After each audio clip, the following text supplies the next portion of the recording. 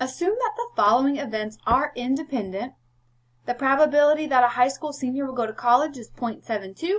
The probability that a high school senior will go to college and live on campus is 0.46. What is the probability that a high school senior will live on campus given that the person will go to college?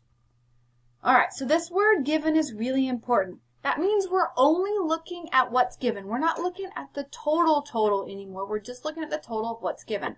Remember, this is called conditional probability. So like always, I'm going to click on that icon from my formula sheet, and I'm going to see if anything can help me out from the formula sheet. And sure enough, on the formula sheet, I have a formula for conditional probability.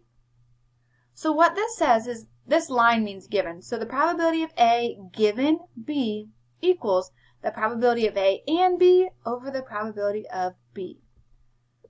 So let's go back and see how that applies to this problem.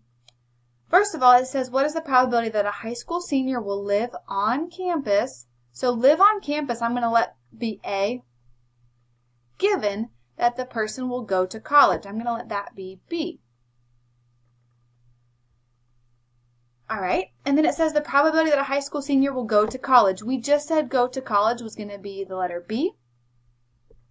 And then the probability that a high school senior will go to college and live on campus is 0.46. So this is A and B.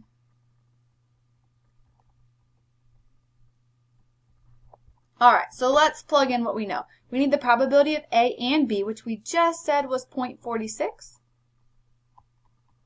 Over the probability of just B, which we said was 0.72.